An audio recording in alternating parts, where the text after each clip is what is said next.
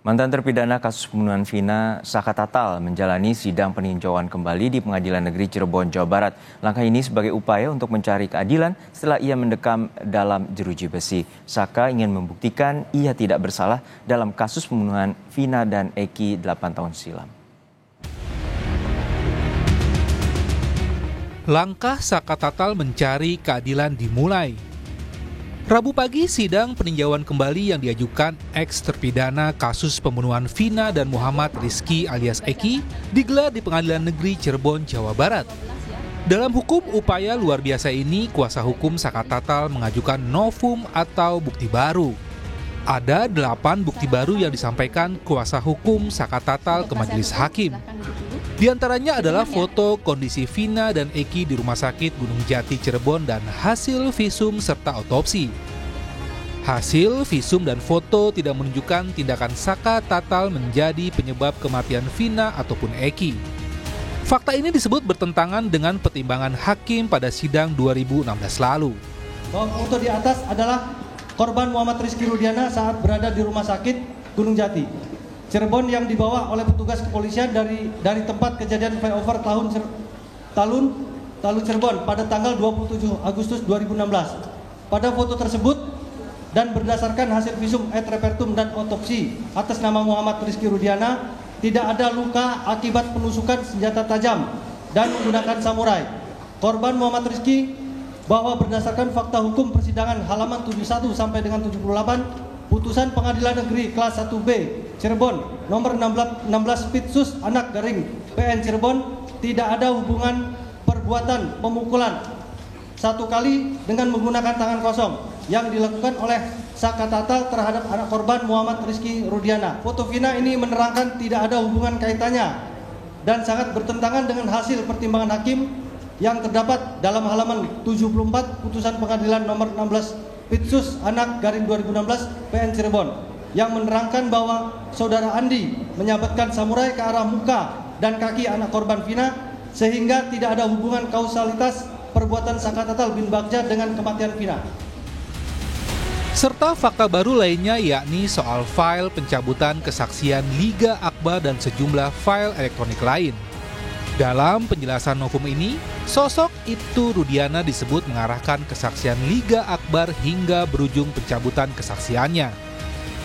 Novum ke-6, file rekaman keterangan Liga Akbar berbentuk flash disk. Dengan keterangan bahwa saksi Liga Akbar hanya menjadi saksi pada perkara nomor 4 Pit B Garing 2016 PN Cirebon, saudara Liga Akbar tidak menjadi saksi pada perkara nomor 16 Pitsus Anak Garing PN Cirebon terdakwa anak Saka Tatal bin Bagja.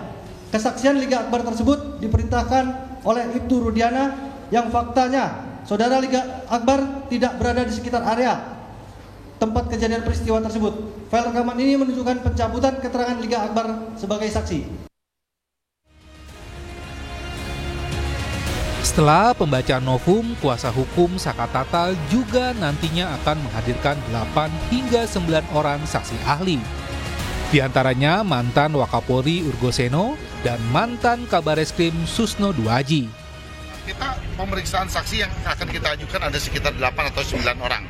Namun ada ahli pidana, ahli forensik, dan berbagai ahli yang lainnya kan sesuai dengan kemampuannya. Ada juga Pak Susno akan datang. Ada. Pak Susno juga akan datang. Pak Ugro juga akan datang. Menanggapi novum Saka Tatal, kuasa hukum Liga Akbar menyebut kliennya siap menjadi saksi sidang peninjauan kembali Saka Tatal bila dibutuhkan.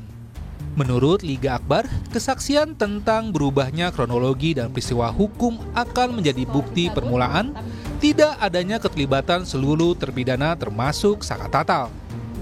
Bukti ini dinilai akan sangat penting jika disampaikan di persidangan peninjauan kembali Saka Tatal. Untuk bisa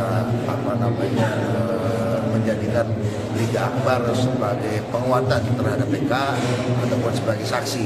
Ya kami dan klien kami juga menanggapi positif karena gimana pun juga Saka Tatal harus tetap dibantu. Dan insya Allah klien kami Liga Akbar siap bersedia untuk memberikan keterangannya apabila dibutuhkan oleh kuasa hukum Saka Tatal. Dalam sidang perdana kemarin, pihak termohon yakni jaksa penuntut umum, Kejari meminta sidang ditunda agar pihaknya bisa menanggapi memori PK Saka Tatal. Minta waktu untuk menyusun ulang tanggapan kami majelis. Seperti itu majelis. Jadi belum siap untuk hari ini ya? Belum siap ya. Sidang lanjutan peninjauan kembali atau PK Saka Tatal akan digelar pada Jumat 26 Juli 2024 dengan agenda mendengarkan keterangan termohon, yakni Kejari Cirebon, Jawa Barat. Apa yang sudah disampaikan oleh pihak termohon untuk menanggapi dari memori peninjauan kembali yang sudah dibacakan oleh pihak kuasa pemohon. Jadi dari termohon meminta waktu untuk menanggapi, kita beri waktu. Kita akan sidang kembali untuk mendengarkan tanggapan dari pihak termohon pada hari Jumat. Ya. Pengungkapan kasus pembunuhan Vina dan Eki 8 tahun silam berawal dari kemunculan film Vina sebelum 7 hari pada Mei 2024. Film Vina sebelum 7 hari disebut diangkat berdasarkan cerita kematian remaja Vina Dewi Arsita alias Vina dan Muhammad Rizky alias Eki 2016 lalu. Tim Liputan, Kompas TV.